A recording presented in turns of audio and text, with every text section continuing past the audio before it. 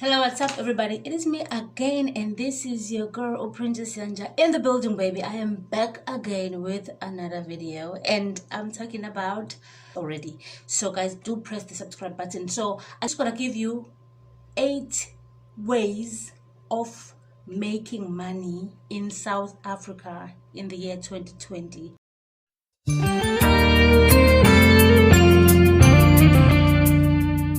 So the first thing that I want to tell you is that to make money in South Africa, the first thing that you will need to do is to sell the stuff that you know you don't need anymore. I'm pretty sure that most of us, we have those things that we hold on to, and yet we know very well that we are not using these things on a daily basis, or maybe you've never even used them ever since you bought them. Why are you keeping them around? Make some money and just take them away, sell them. There are many platforms now on selling stuff that you don't want anymore. There is OLX, there is Gumtree, there is Cash Converters, and maybe just search on Google around your area where can you find pony shops where you can actually sell stuff, the stuff that they take and they resell to other people. And if you take it there, they'll definitely give you money. Maybe you have 2 phones. What are you doing with 2 phones? Maybe you don't even need 2 phones. Maybe you upgraded into a new phone but still have your old phone. Sell it, just like OLX like to say, as if they sponsored this video. But anyway, so basically these are just going to be tricks or tips how to make fast money. Most of them, not all of them. So if like you need money and you don't know what to do, maybe you need a registration, you want to start a business, you don't know where to get the fast money, sell all the stuff and all the junk that is sitting in your garage or under your bed or in your wardrobe or on top of your wardrobe that you don't need anymore. What are you keeping it for?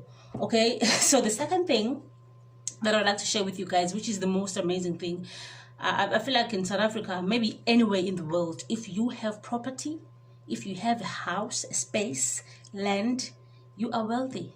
Definitely, you are wealthy. So use that as well.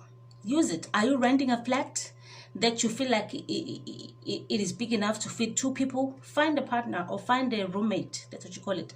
Find a roommate, share the rent, and that way there's more money going into your pocket. If you are not renting, you're staying in your own house or your own place, I mean, like, you can take out some of the stuff in one of the rooms and rent the room out, whether it's inside or outside. But make sure that you do check those people and check the references and actually call and find, because don't bring no creepy people into the house. Do it. If you have extra space that you are not using, it is an ideal thing to do. Most people, that's what they're doing nowadays. They're just renting it out. And some of the people, you find that they have a whole house sitting by itself. You find maybe you found a job maybe in another province, and you have a house that you left behind and you're renting where you're staying, and the house is just sitting. Rent it out. Make some money out of it. You know what I mean? Some of the people, they basically just look for people to stay in the house. And most of the time what happens is that those people, they don't value the property because they're staying for free, they're not paying rent, and they feel as if they're making you or doing you a favor. So they just jeopardize your house and it loses its value. But if you rent it out, put some contracts in that house, put some signatures, and take some pay slips and proof of identity from those people for them to rent it out. Do that, make some extra money, and your property is secured. Okay, so the third thing that I'd like to tell you about making extra money, this is the most amazing thing that I love a lot, is that you can do freelancing. You can do freelancing. Like, there are a lot of companies nowadays online which are actually looking for people who are writers. If you are a writer or you're good with wits, I mean, like, you can go online and actually find people who are looking for that. You can write for other people's websites. You can write for other people, like maybe they want to write articles or books or whatever, or online magazines. There is a lot of work nowadays where there is freelancing that is needed.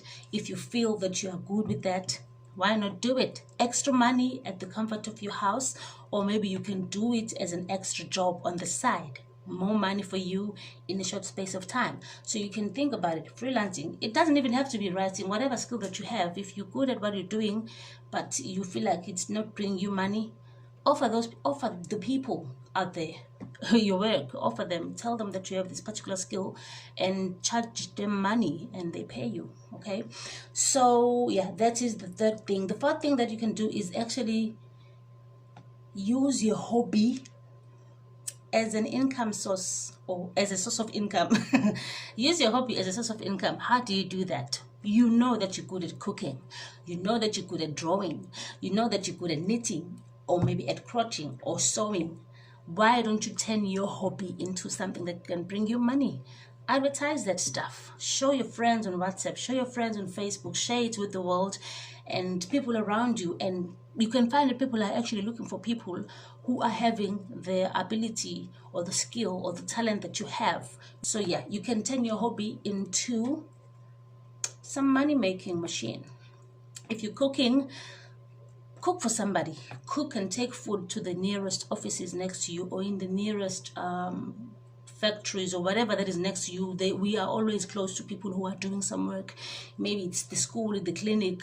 They want to eat. Okay, they want food. So if you're good with cooking, go to those people, tell them, this is my menu, I'm good at cooking this and that, these are my prices, I can bring the food to you if you want to, because it's a walkable distance possibly. And if it's not, it's fine, you take a taxi and calculate and make sure that when you make your prices, they cover the transportation fare.